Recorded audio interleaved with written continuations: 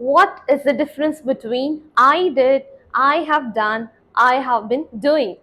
I did is used in a simple past tense, an action that is completed at a specific time in the past. For example, I did my work yesterday. Second, I have done. It is a present perfect tense.